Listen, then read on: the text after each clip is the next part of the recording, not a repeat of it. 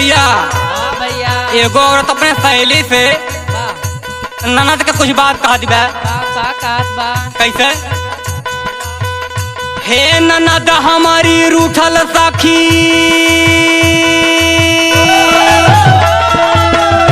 हे ननद हमारी रूठल दई द भौजी गवना ननद हमारी।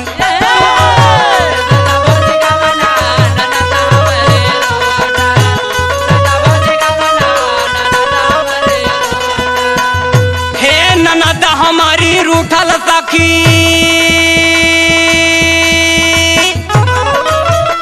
हे ननद हमारी रूठल दई द भौजी गवना ननद हमारी।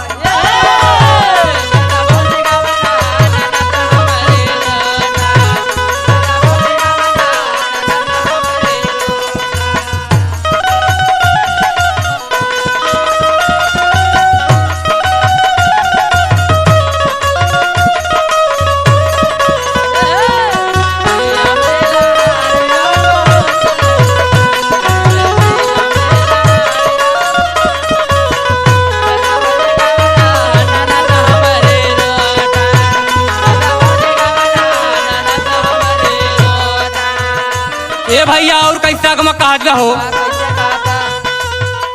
हे भाई से कहे सखी कहे भौजैया से कहे भौजैया।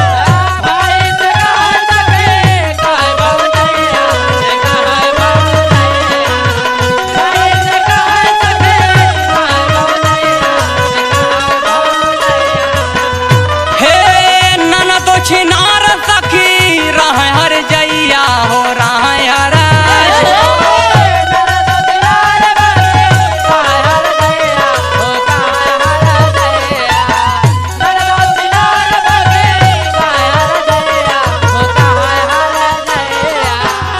अरे दिन भर घूमैनी,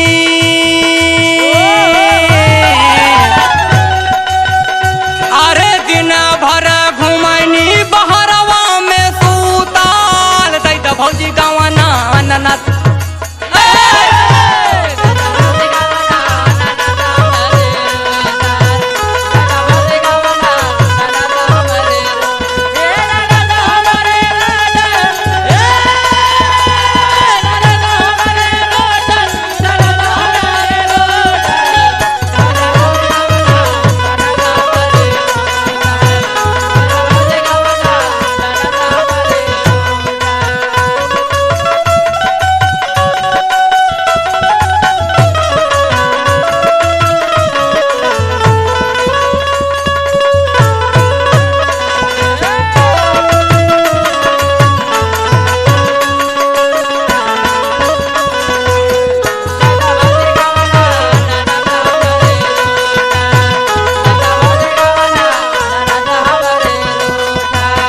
ए सखी बोला सखी।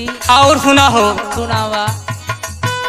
हे हमारा बलम सखी रहेला सहारावा हो रहेला सा।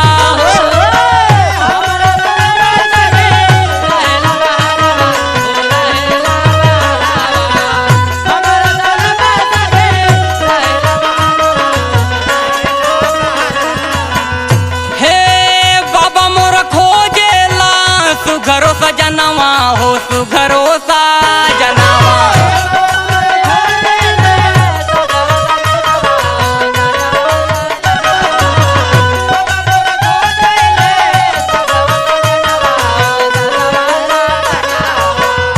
अरे दिनवा धरा गइल दिहलै ना त टूटाल दई द भौजी गवना ननद हमारी।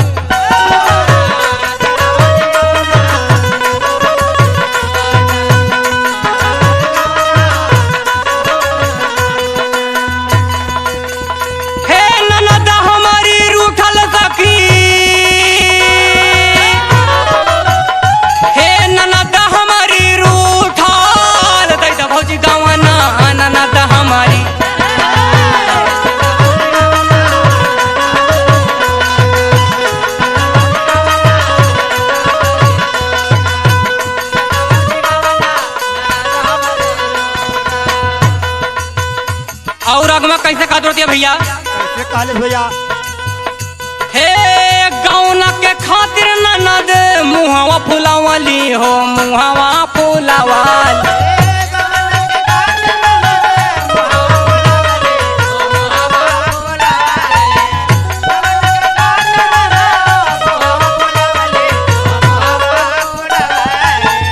हे सिरवा पकड़ बाबा अमर के बुलावल हो अमर के बुलावल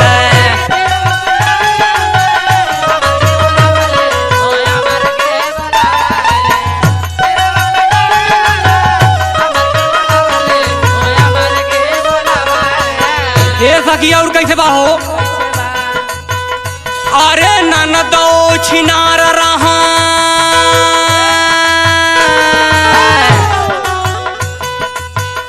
अरे ननदो छिनार रहा चने मजा लूटाल दै द भौजी